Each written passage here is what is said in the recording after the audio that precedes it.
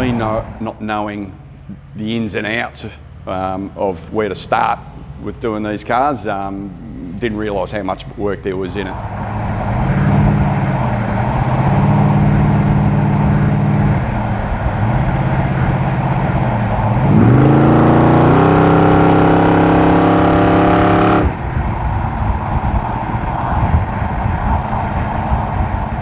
Hi, I'm Dean, and this is my 56 210 station wagon.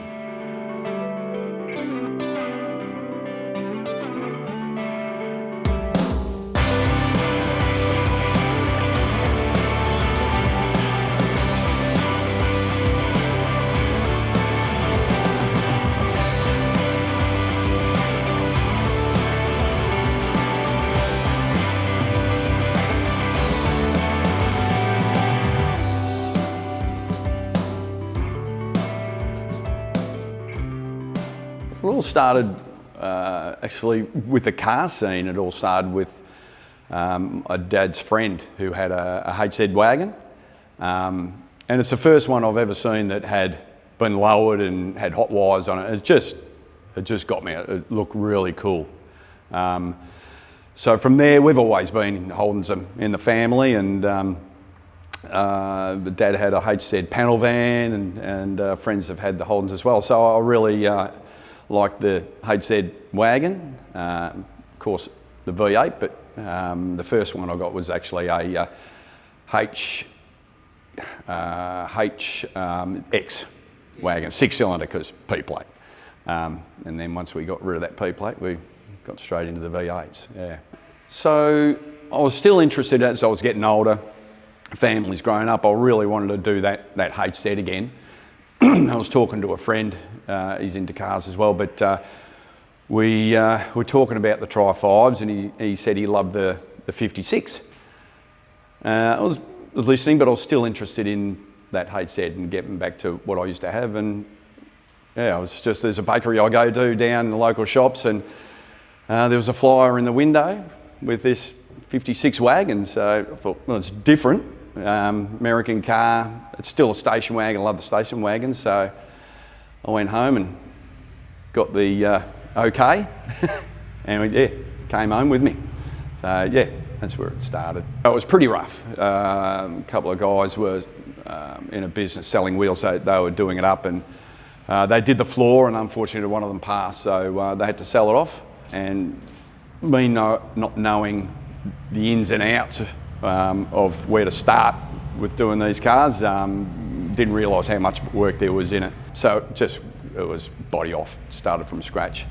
And as you go along, you put new parts on it, and you don't want to put any second-hand parts on it. So yeah, 15-year build, and yeah, enjoying driving. Yeah.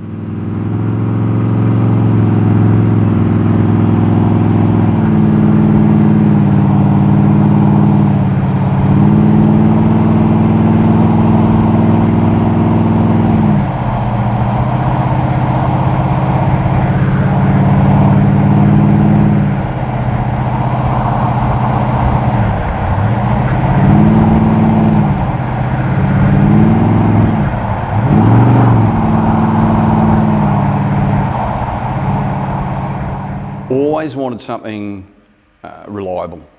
So I've had HSVs and the LSs before.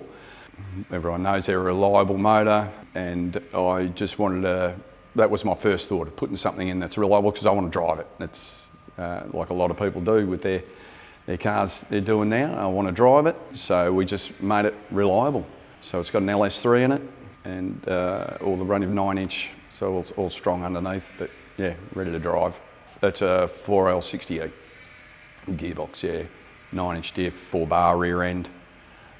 So yeah, it's strong enough for what that is. It's got like a mild sort of cam in it.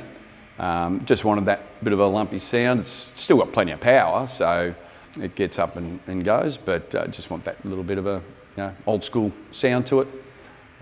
So yeah, that's where it came from. The red is based off the Mazda. I was looking at other colours as well, but I wanted to keep it two-tone. So with the silver And the red, I went down to the local paint shop, and they really helped me out. Wanted some sort of pearl, whatever to it, and yeah, so he helped me out and mixed up some paint, and I thought that was really good. So the red's based off the Mazda 3s, 9s, whatever, but and then I wanted the silver as well for a two-tone. Engineering, yeah, that was a process. So I did have Automotive doing the motor or the running gear. We were involved with a engineer as we were going through, and it got a little bit difficult with some of the things that were asked that I just couldn't get things from the States, and it was sort of backwards and forwards. You get things done that he asked for, and then you get it done, and then more and more. So it was happening a lot. Anyway, I was put on to another engineer. We decided to move on, and yeah, it worked really well with the new engineer, and yeah, we got the engineer's plate on it. And so we lifted the rear of the chassis a bit just for the drop of the rear end over the axle. The wheels, 275 60s. Yeah, and the rear's a 20 inch, front's 18 inch.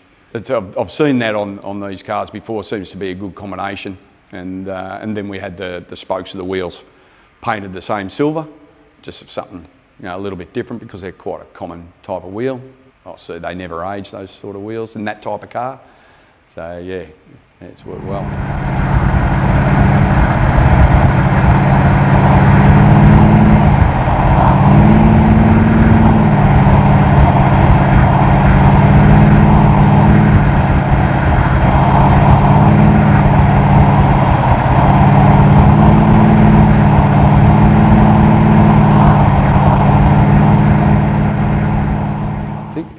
The challenges were because I didn't do a lot myself. I thought that I knew some of the right people that could do it. When I first started with the body, a guy across the road said he can help me out, but that didn't work out, the body side of things. I needed to outsource everything I did because I bought this thing and I didn't have a garage. So I had a carport out the back and that was it. I built that in, it was on dirt. I couldn't really do a lot with it. It was on an angle. So yeah, so there was a few challenges with the body going through. Other than that, the interior was all seamless, going through with straight line interiors there, so they did an awesome job. Other than that, yeah, once we got the right engineer and he helped us along, because that's the main thing that helped us get it on the road. He was telling us what we need, this will pass, so we weren't getting that before. The parts, I got a lot of them from the States when the dollar was pretty much even. I was going crazy just getting things in, so that was all fine. The hardest part, Tri-5s aren't too bad. You can just about build a whole car with it. But the wagons, some parts of the wagons are not easy to get. So some of the latches and whatever on the side, it was a little bit more difficult. But other than that, yeah, the rest of the car, yeah, it was quite easy. Glass wasn't too bad. Got that from Classic Glass in Queensland. That was easy. That wasn't too bad, but there was a lot of rust we had to get out of it, and it was just rust on rust on rust. It was just taken straight back down to the chassis, bare body, and then start from scratch, really. And that's how it's sort of come to where it is now, because it was going to be, because you can buy the interiors for them, and we were going to do that, but once we thought we'll put an LS in it and the body was back to bare, once you start putting new parts on it, you can't go back, really. So yeah, we had a lot of help from some of the guys that were, the interior guy, Straight Line, Steve from Automotive. They were very helpful in helping me with that sort of thing, yeah.